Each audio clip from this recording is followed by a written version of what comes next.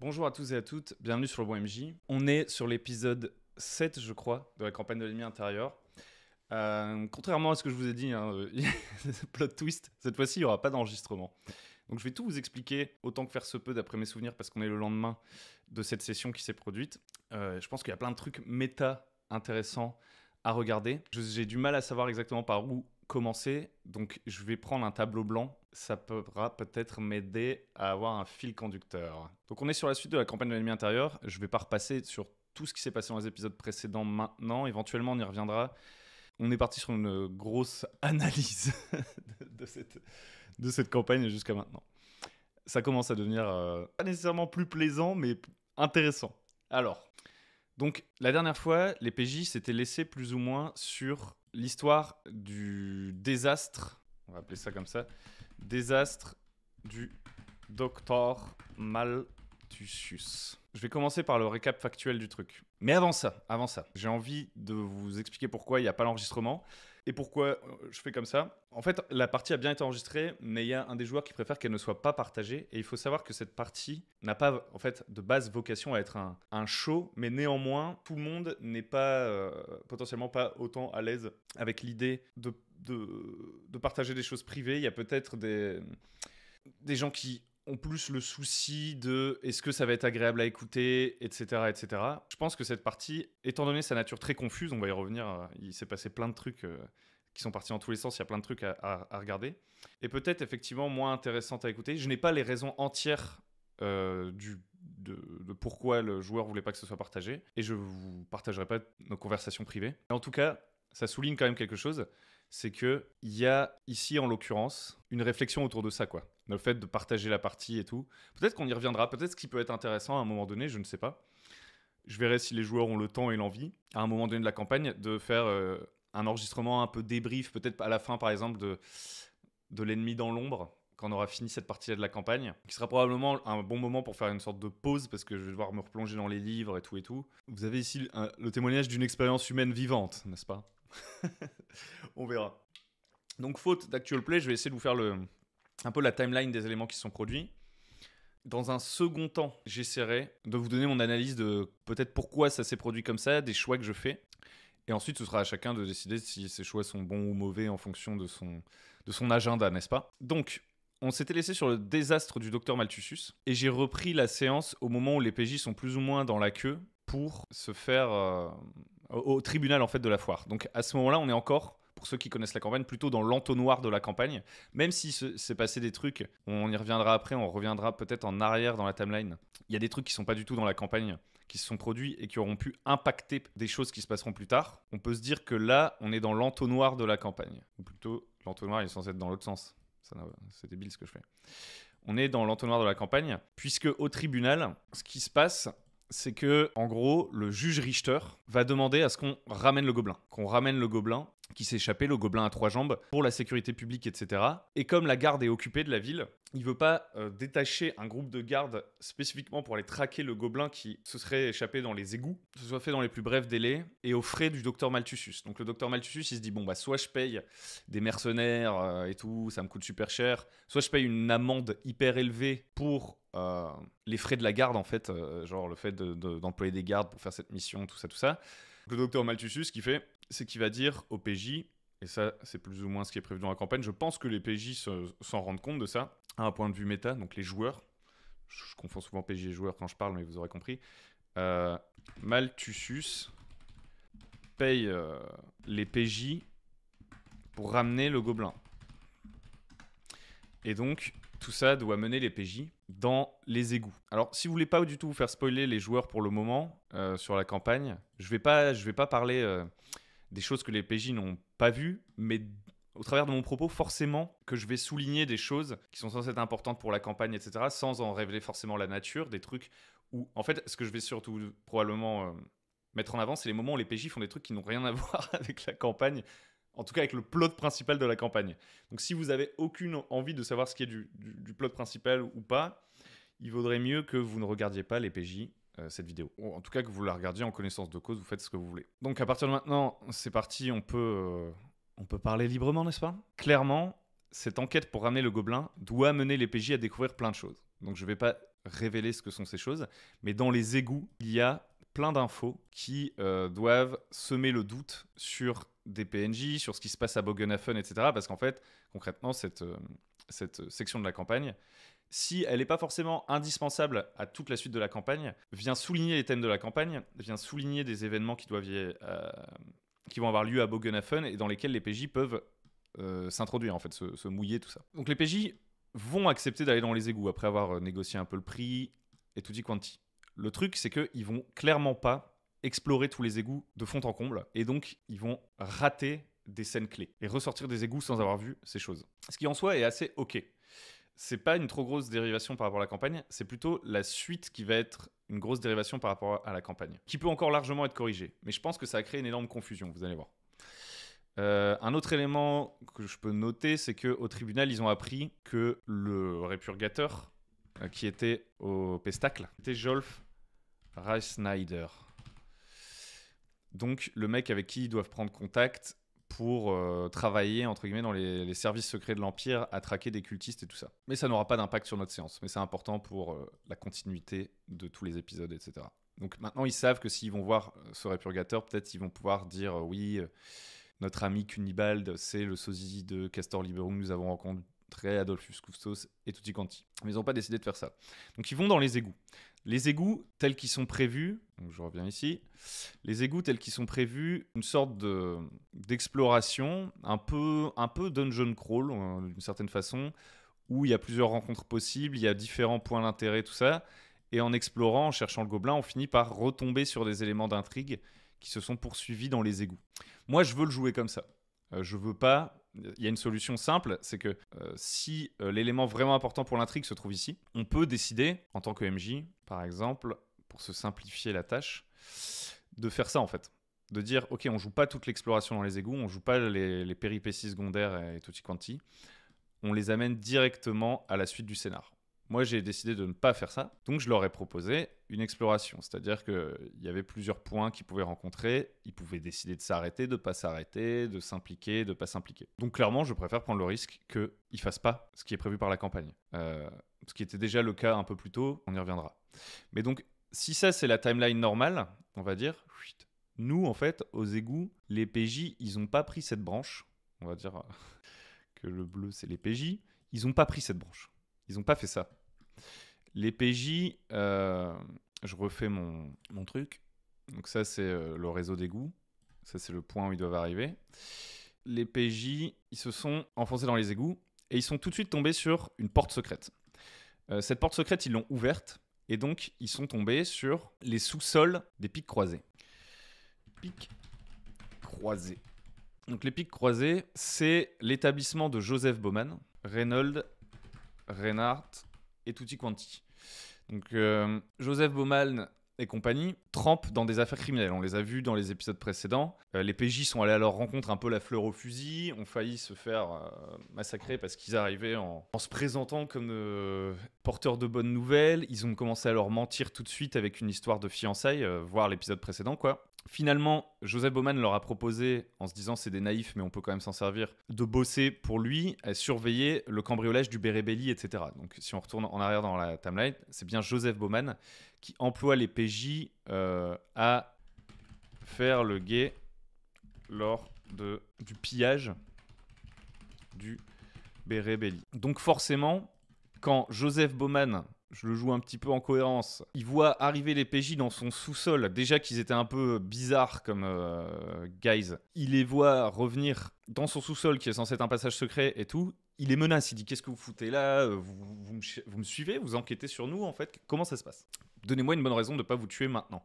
Et là les PJ en fait ont pris la mouche, alors il y a eu un gros moment de confusion, en fait il y a eu un gros problème de leadership on va dire, il y a deux joueurs qui sont assez acteurs dans l'interprétation, etc., qui se parlaient un peu l'un sur l'autre.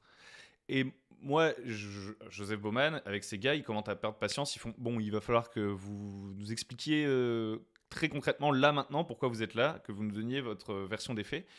Les PJ se parlent l'un sur l'autre, donc je décris que Reynold et Reinhardt, Joseph Bauman commencent à être tendus, à s'énerver, à perdre patience. Et donc, il y a Sève Azur qui décide d'endormir les mecs avec sa magie. Donc là, Joseph Bauman, il voit que il y a un de ces gars qui se fait endormir par magie. Il fait wow, wow, wow, wow, wow, on se calme, pas de magie là, on n'est pas obligé d'en arriver là. Donnez-nous une explication, une bonne raison de vous laisser tranquille.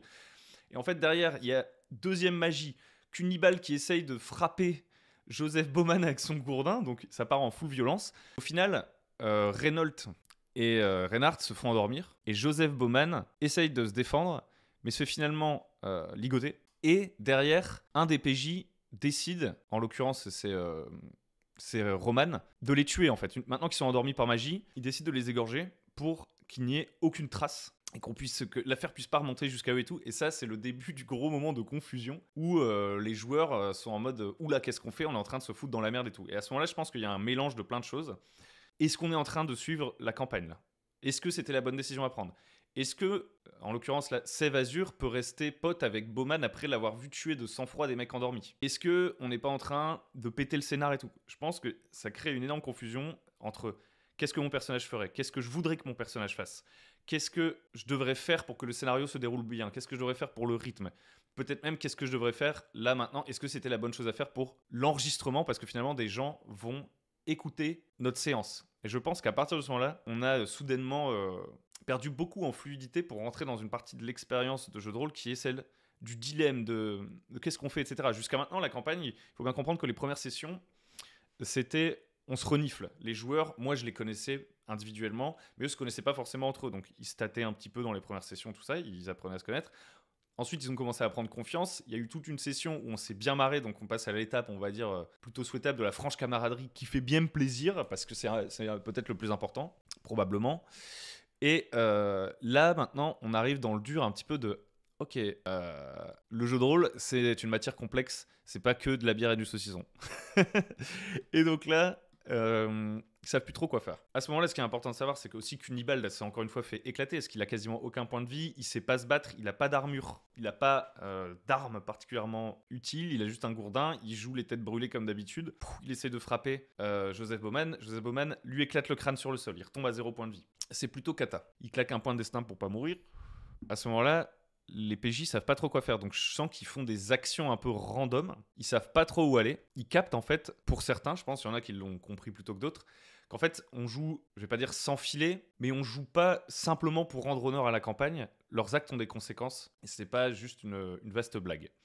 Donc là, ils savent pas trop quoi faire. À ce moment-là, je pense que la conversation commençait à être difficilement audible, il y avait peut-être un recul méta à prendre de la part de tout le monde, que j'aurais pu initier éventuellement, mais qui aurait aussi pu être initié par les joueurs. C'est pas forcément à ma charge. Moi, je regarde un peu comment ils se dépatouillent. Il y avait peut-être un recul méta à se demander attends, pourquoi on a fait ça, etc. Où est-ce qu'on va maintenant? Discuter entre joueurs plutôt qu'en tant que PJ. Parce que là, je pense qu'il y avait un mélange total. Il y en a certains qui ont décidé. Ce qu'ils ont fait, Roman a dit je remonte parce que Cunibal est en train de crever et je vais essayer de lui trouver un soigneur. Toi, tu restes ici, tu surveilles les corps. Roman emmène Cunibal chez un médecin. Le médecin le garde jusqu'au lendemain. Donc à ce moment-là, moi, j'annonce plus ou moins la pause pour réfléchir à comment on va gérer ça. Donc j'envoie rapidement un message au joueur de Cunibal pour lui proposer de jouer un PNJ temporairement pour pas que ça le sorte de la partie, d'être chez le médecin à récupérer. Mais je lui envoie en secret en lui disant tu peux apparaître quand tu veux. Et je pense, a posteriori, et ça je l'avais pas analysé tout de suite, que comme le joueur de Cunibal ne va jamais faire apparaître son PNJ, il va un peu rester, il va garder la munition dans son flingue, de faire sortir ce PNJ. Les autres, potentiellement en méta, on pu se dire attends, Cunibal il joue plus depuis un moment, Cortex il dit plus rien, il faut qu'on sorte des égouts pour pouvoir retourner avec Cunibal pour qu'il puisse retourner dans le jeu parce que sinon en fait il est juste mis de côté. Donc ça c'est un élément qui se surajoute à la complexité de la situation où ils sont en train de devenir des meurtriers, ils comprennent que je pense qu'ils sont plus trop dans le cadre de l'intrigue, de l'ennemi dans l'ombre, et donc je pense que ça nourrit encore la confusion. Quoi qu'il en soit, pendant ce temps-là, Sève Azur donc veille sur les corps de Joseph Bauman, etc. Il se rend compte que toute la cargaison qui a été volée est sous le plancher d'épis de croisée. Et les PJ commencent à partir sur une idée de plan qui consisterait en fait à peut-être se faire de l'argent avec la cargaison et tout. Et honnêtement, à ce moment-là, c'est tellement confus que je sais plus vous dire quels étaient les plans. Ils n'arrivaient plus à communiquer entre eux en fait. Et je sais pas si je peux plus analyser au détail le truc.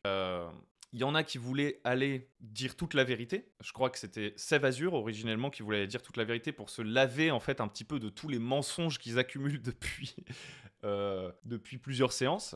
en mode c'est le karma, il faut qu'on dise la vérité. De l'autre côté, Roman Wagner, il joue le truc en mode non, non, non, on peut surtout pas faire ça, on va encore se faire avoir. Il faut qu'on tire notre épingle du jeu en récupérant une partie du vin qui se trouve sous les pics croisés. Et bref, c'était un bordel pas possible. A posteriori, je me dis, spécifiquement pour ce bordel pas possible, on aurait peut-être dû arrêter la séance et se mettre à réfléchir à froid un peu à ce qui se passe. Ça aurait pu être une solution. Mais moi, en fait, j'aime bien.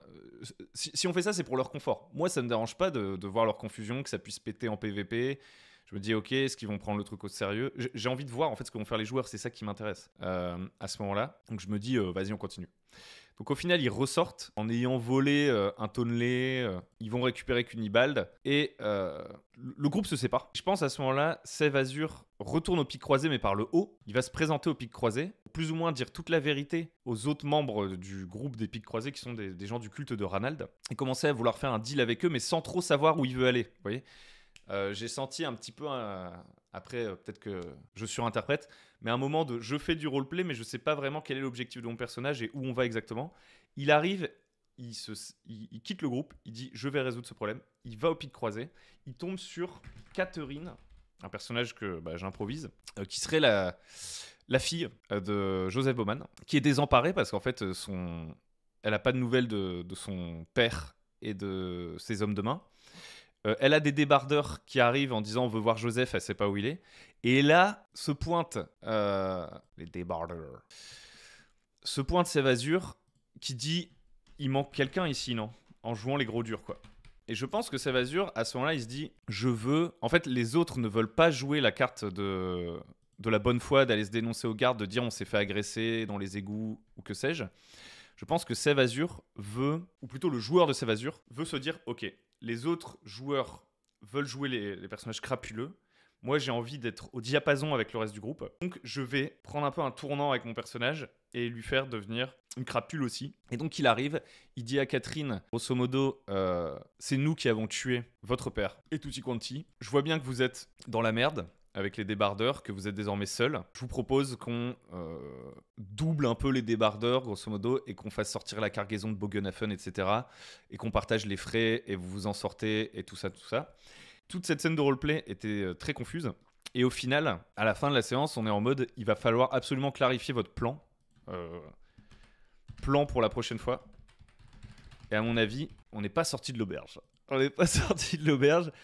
Il y a certains joueurs qui sont presque à proposer un retcon, tellement c'est une situation de crise. Mais ces situations de crise qui sont intéressantes. Qu'est-ce qu'on va faire de tout ce qui s'est passé là? Sachant que vous l'aurez compris, on n'est plus du tout sur l'intrigue principale de ce qui se passe à Bogenhafen. Moi, ça ne me dérange pas du tout. Parce qu'en fait, tout ça, j'ai ma part de responsabilité là-dedans. J'ai ma part de responsabilité. Ma part de responsabilité, c'est que je ne tire pas par le bout du nez les joueurs dans la campagne de l'ennemi intérieur. Si on revient sur les événements précédents, déjà, il y a plusieurs choses qui ne sont pas passées comme dans la campagne. Normalement, quand les PJ arrivent à Bogenhafen, ils n'ont pas rencontré Adolphus Kufsos. Ils ne sont pas au courant que Castor Liberung, c'est un faux héritage, etc. Donc la première chose qu'ils font en arrivant à Bogenhafen, c'est qu'ils vont chez le notaire. Ils vont chez le notaire pour récupérer leur prétendu héritage. Et là, en l'occurrence, ils sautent cette étape. Du coup, comme ils ne vont pas chez le notaire, leur première action, c'est de chercher un endroit où dormir, du travail, tout ça. Et c'est ça qui les amène à aller au pic croisé dans l'immédiat. Et ils ont en plus une raison supplémentaire, une couche de complexité qui n'est pas dans la campagne normalement, c'est que je leur ai fait rencontrer des PNJ qui ne sont même pas dans la campagne. Des PNJ qui allaient se rendre au pic croisé. Et donc, si, quand ils arrivent au pic croisé, ils se foutent dans une sorte de quiproquo avec Joseph Bowman, etc., ça n'est pas prévu par la campagne. Et donc, l'histoire de faire le guet lors du pillage du Berébelli, c'est aussi une transformation de la campagne. C'est aussi une transformation de la campagne parce que moi, si j'ai remis le Berébelli, c'est pour leur donner une opportunité de se rabibocher, en tout cas de recréer du lien avec Joseph Karjin qu'ils avaient quitté en session 5 parce que pour le coup, là, pour moi, le fait que Joseph Kardin ils leur disent bon, vous descendez de mon bateau, vous faites n'importe quoi, c'était une manière de faire vivre le monde parce que clairement, les PJ, même si c'était très amusant qu'ils soient dans une sorte de gros vaudeville à faire plein de conneries et tout, pour moi, il fallait que ça ait des conséquences et clairement, ils sont incohérents face à Joseph Kardin qui a besoin de matelots efficaces pour aller jusqu'à Bogenhafen. Donc Joseph Kardin, il les vire. Donc là, en fait, je leur remets un moyen avec le Bérévéli potentiellement d'aller dénoncer les faits des pics croisés à Joseph Kardin. Genre aller prévenir Joseph Kardin que son bateau se fait cambrioler. Donc tout ça, c'est pas moi qui l'ai décidé. J'ai pas décidé de tout ce qui se passe. J'ai changé des trucs dans les conditions de la campagne pour réagir, improviser et rendre ça plus bac à sable et jouer les conséquences de ce que font les PJ. Parce que j'ai pas envie de jouer dans l'ironie. Donc c'est-à-dire jouer dans l'ironie pour moi, c'est laisser les PJ faire plein d'interactions un peu loufoques, etc., sans que ça ait de conséquences, et qu'en fait, on ait une sorte de double discours méta où ils se disent bon, on fait un peu n'importe quoi, et c'est Hugo qui gère de nous laisser sur les rails de sa campagne. Non, non, non, non, non. Moi, je veux pas faire ça.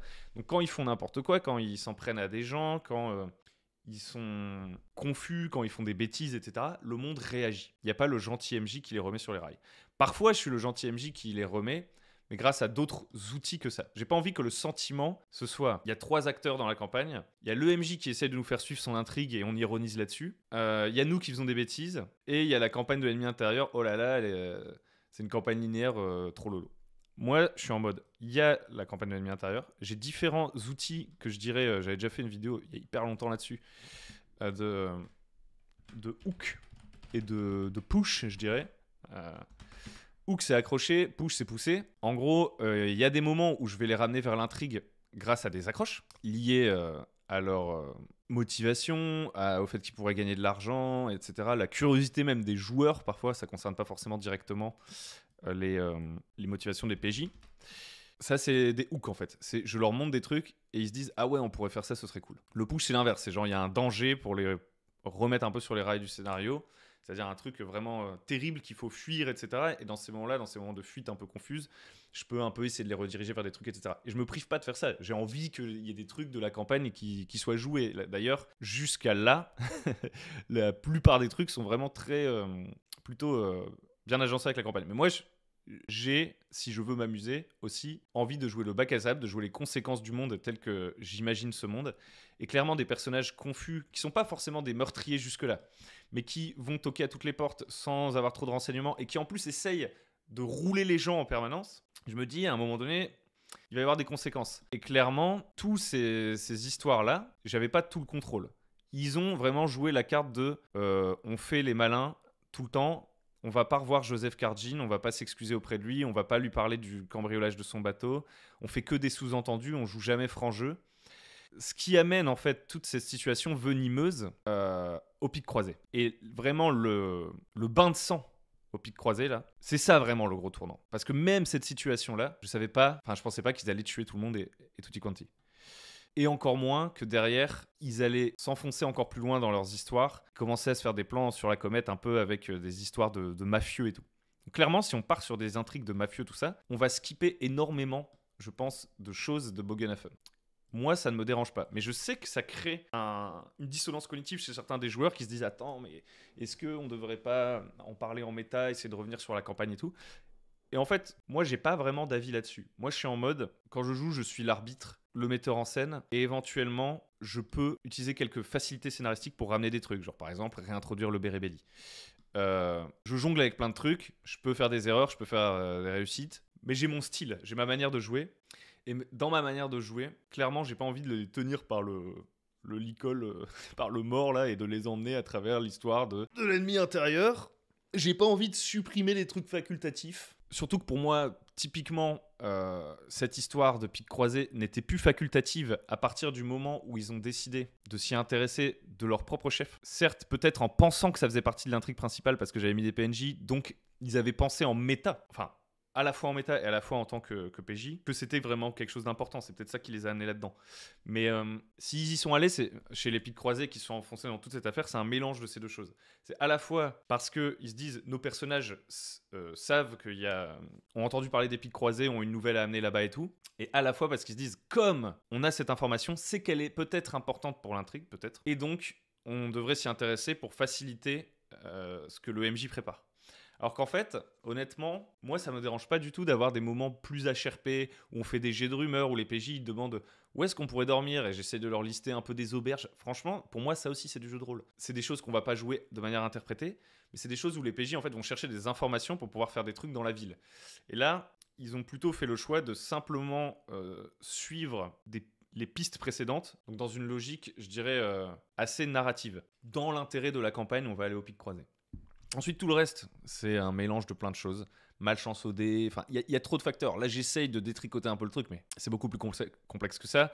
Ça mériterait, je pense, un débrief, des PJ, que chacun donne sa version, parce que le jeu de rôle, c'est pas l'histoire qu'on raconte. C'est l'expérience qui se passe chacun dans notre tête. Et donc là, on a eu un grand moment de jeu de rôle complexe. Un moment de jeu de rôle où tout le monde était un peu perdu sur qu'est-ce qu'on doit faire, qu'est-ce qu'il faut faire, qu'est-ce qui compte, la campagne, la bonne ambiance, le rythme, le machin, le truc. Et moi, en fait, je trouve que c'est intéressant. Ça ne me dérange pas plus que ça d'être dans cette situation de malaise-là. J'ai hâte de voir comment ça va se résoudre, honnêtement. Parce que c'est pas parce que c'est intéressant que c'est cool et que j'ai envie que ce soit ça à chaque séance. Non, non. C'est pas ça que j'ai voulu dire. Mais en gros, là, ils ont capté, je pense qu'il fallait peut-être commencer à se coordonner un peu, à fixer un peu mieux nos attentes autour de la campagne. Deux choses. Que les actes ont des conséquences. On n'est pas juste tracté à travers l'histoire de la campagne. Il reste un petit côté bac à sable. Il y a plusieurs possibilités, je pense, à ce stade. Il y a la possibilité de régler tout ça en méta. Genre, en gros, on dit, oh là, la dernière session, c'est parti en cacahuète et tout, qu'est-ce qu'on fait? Bon, pourquoi pas, pourquoi... Je sais pas. Faudra voir ce que veulent faire les PJ. Il y a la possibilité de aller au bout. Aller au bout. Et moi, c'est plutôt comme ça que je fais. Je suis un peu jusqu'au boutiste. Enfin, en fait, non. J'ai tendance à arrêter les campagnes quand je suis en mode, j'ai pas envie de jouer cette campagne. Mais là, en fait, comme je vous l'ai dit, on est passé déjà par plusieurs sessions qui ont créé vraiment une camaraderie. Je trouve qu'on s'amuse bien ensemble et tout. Donc ça me donne envie de continuer. Quand je disais aller au bout, c'était plutôt aller au bout de leur idée de faire des trucs avec la mafia, de faire un plan, etc. Ou de pas le faire en fait. Mais continuer d'aller au bout de on joue nos personnages. Il faut que nos personnages en fait ne s'entendent plus là. Ils savent plus ce qu'ils doivent faire et il faut qu'ils aient une conversation pour détricoter la situation, établir un plan. Est-ce qu'on se dénonce? Est-ce qu'on fait ceci? Est-ce qu'on fait cela? Moi je trouve que c'est plutôt sympa ce côté aller au bout parce que la troisième option c'est on règle pas ça en méta. Et moi, en tant que MJ, je règle ça. J'essaie de les remettre dans les rails de la campagne en faisant du Deus Ex Machina, du push, du hook, en mettant un peu sous le tapis cette histoire, en minimisant les faits. C'est Papa MJ qui remet les gens sur les rails de la campagne. Ça m'intéresse un peu moins. Honnêtement, je préfère aller au bout de leurs idées. Peu importe que ça leur fasse rater tout ou partie des choses qui se passent à Bogenhafen. Je préfère suivre les décisions des joueurs, en fait, tout simplement. Quitte à ce qu'ils se rendent compte que, en gros, leur donner cette responsabilité-là, c'est vous qui dirigez la campagne, en fait. Je connais le setting, je vais ramener des éléments d'intrigue. Je pense pas que je vais pas simplement complètement ignorer tout ce truc. Évidemment que je leur remettrai des trucs de Bogenhafen dans leur et de l'ennemi intérieur s'ils décident de complètement quitter Bogenhafen et partir en couille. Je vais transformer des bouts de la campagne pour les ramener petit à petit. C'est une possibilité. Mais je n'ai pas envie de les remettre sur les rails pour faire le scénario. Et j'ai pas envie que pendant tout le reste de la campagne, ils soient sans cesse en train de se dire « Attends, mais est-ce qu'on fait bien ce qu'il faut faire pour la campagne, etc. etc. » Je préfère qu'on clarifie, en fait. Chacun dans sa tête clarifie, en fait, un petit peu ce qu'il a envie de faire. Et je pense que cette session ouvre cette conversation. Voilà, je vais m'arrêter là. Donc la prochaine fois, honnêtement, je ne sais pas ce qui va se passer. Ça va dépendre du plan qu'ils vont faire, des décisions qu'ils vont prendre. Est-ce qu'ils vont essayer de clore cette affaire? Est-ce que ça va bien se passer? Est-ce qu'ils vont essayer de partir dans une sorte de vie de mafieux? Je ne sais pas. Tout est encore possible. Je pense qu'il y a une conversation entre les sessions qui va avoir lieu. Il va y avoir du jeu en dehors du jeu, entre guillemets. Enfin, ça reste du jeu, mais du jeu en dehors de la session stricto sensu, roleplay, tout ça qui va avoir lieu. Je pense que ça peut être, ça peut être intéressant à un moment donné, on verra si les joueurs sont chauds, de faire une sorte de session débrief où eux aussi donnent leur avis sur tout ce qui s'est passé, leurs analyses un petit peu sur les trucs qui ont pu se produire pendant la campagne. Peut-être qu'on en saura plus à un moment donné sur pourquoi l'enregistrement ne voulait pas être partagé. Je pense que du fait de cette confusion, il y a des gens qui ont...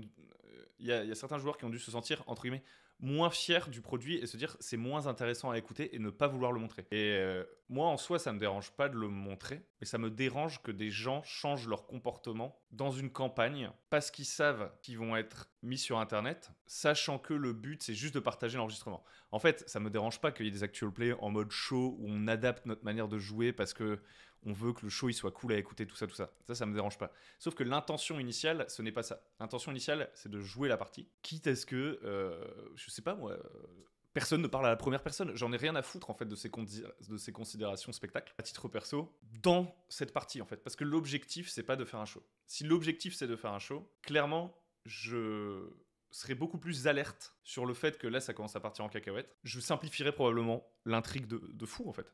Probablement que si je sais que c'est un show, toute cette partie d'exploration dans les égouts, un peu bac à sable, où ça peut partir en couille et créer plein de confusion, j'essaie de la skipper pour que les mecs ils suivent l'intrigue et tutti quanti. Là, tout ce tumulte, il est lié au fait qu'on joue la partie de jeu de rôle telle quelle. Mais c'est pas parce qu'on joue la partie de jeu de rôle telle quelle que tout le monde veut être une star du petit écran. Que tout le monde arrive à bien séparer. Là, je joue dans la sphère privée, je dis ce que je veux, et ça va être rendu public, etc. etc. Donc c'est pour ça. Ça aussi, je pense que je sais pas si on creusera ce sujet-là à un moment donné, mais je trouve que c'est un sujet intéressant. Bref, je m'arrête ici. Merci de m'avoir écouté et à bientôt pour la suite. C'est ciao.